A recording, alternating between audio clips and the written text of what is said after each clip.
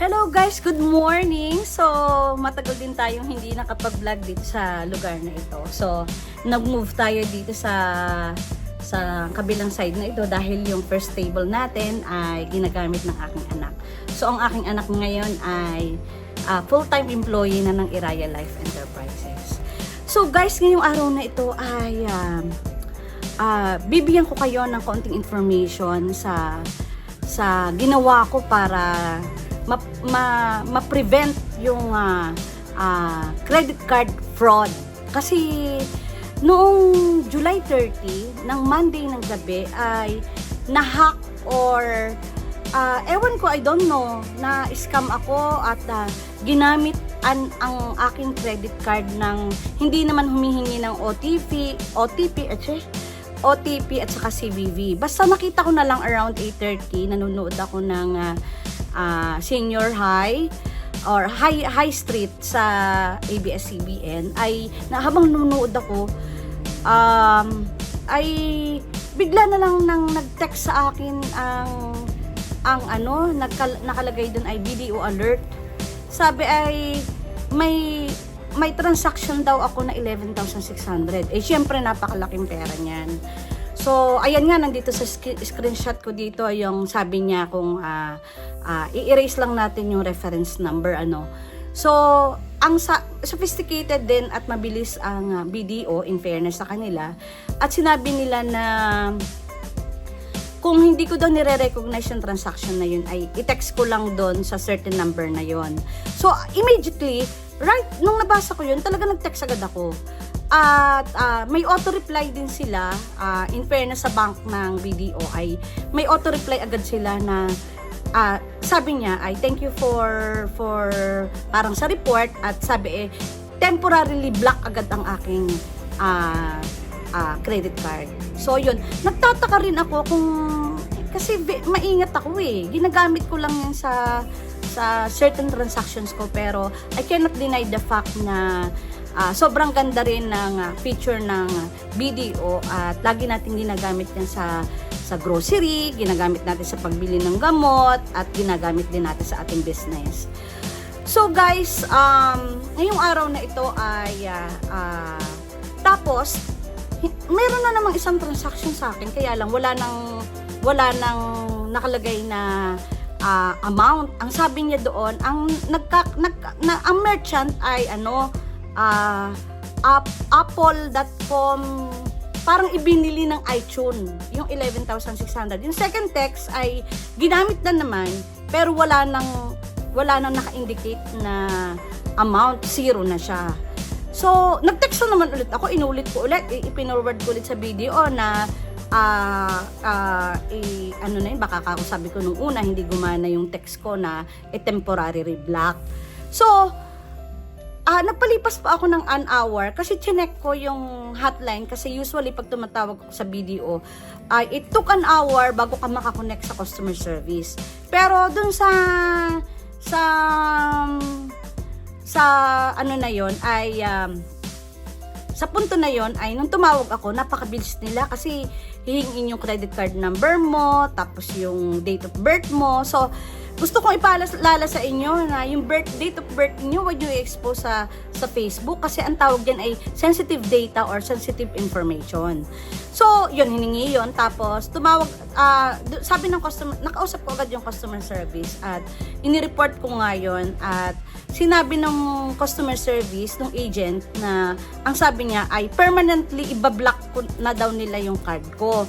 At ang sabi ay na breach na yung security ng card. So, ang gagawin daw nila ay papalatan na nila yung card ko at it will be permanently blocked. Tapos, tinanong ko rin sa kanila, paano yung transaction ko na 11,600? I-charge ba sa akin yun? Sabi niya, ma'am, hindi po. Maggawa lang po kayo ng may form sa BDO na parang dispute form. Tapos ginawa ko naman yung dispute form after next day at ipinadala ko sa kanila.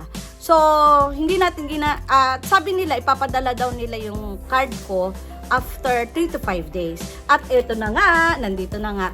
So, iiwasan na natin guys na magbigay ng kahit na anong details dito sa credit card na ito dahil sophisticated na nga ang mga scammers at ang mga hackers kasi hindi na natin ang layunin ng video na ito ay para lang mabigyan kayo ng information kung ano man dapat gawin ninyo.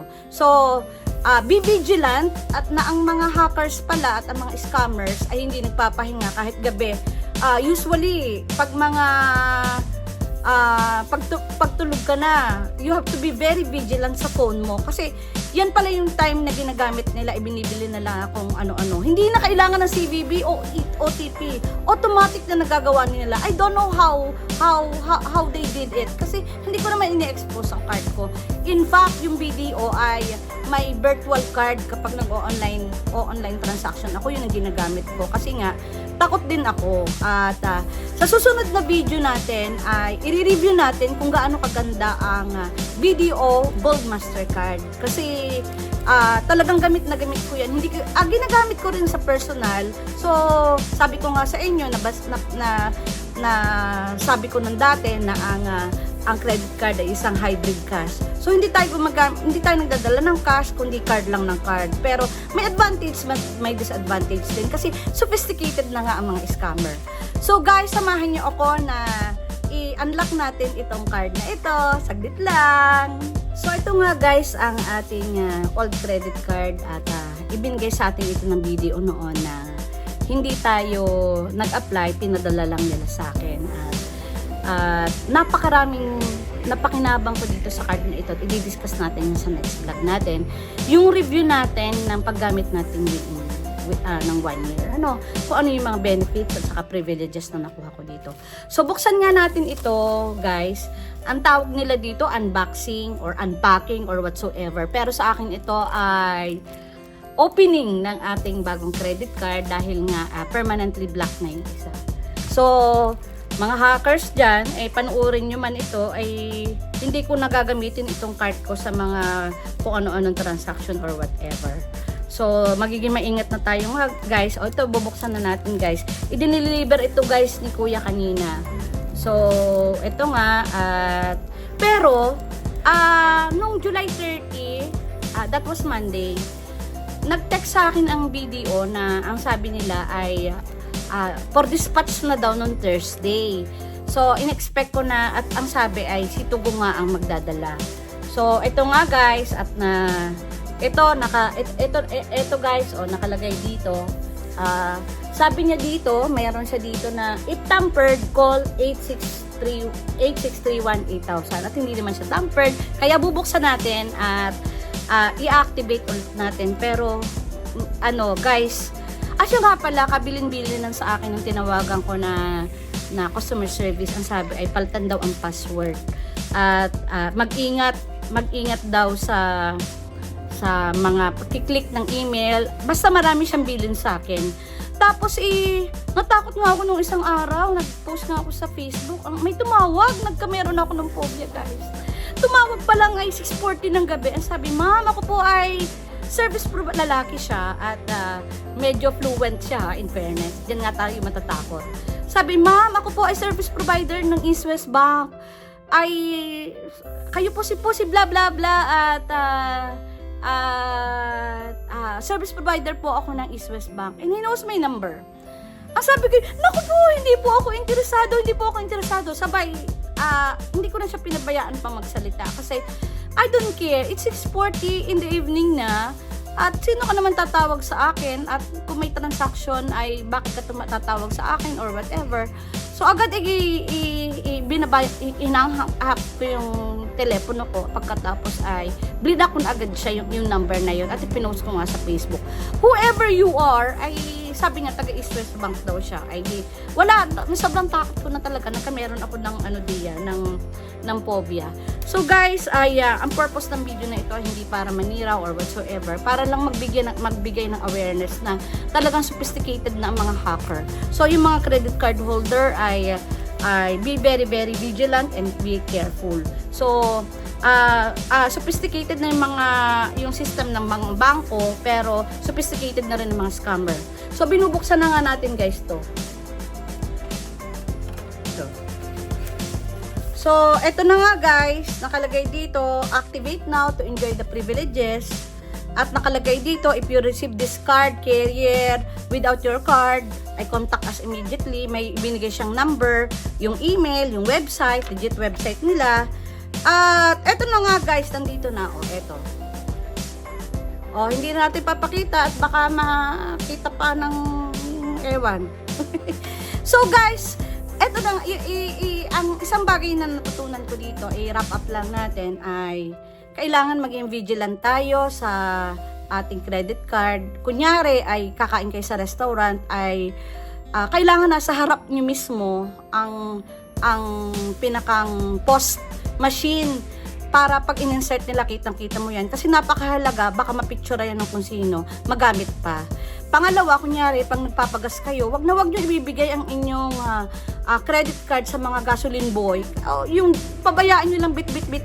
You have to be very vigilant na isang click lang yan at mapicturean yung CVV at saka yung number ninyo. Tapos na, magagamit na yan sa online transactions. Pangatlo, yung telepono ninyo na nakakonect sa inyong mga credit card at bank transactions ay wag niyo nang pabayaang gamitin.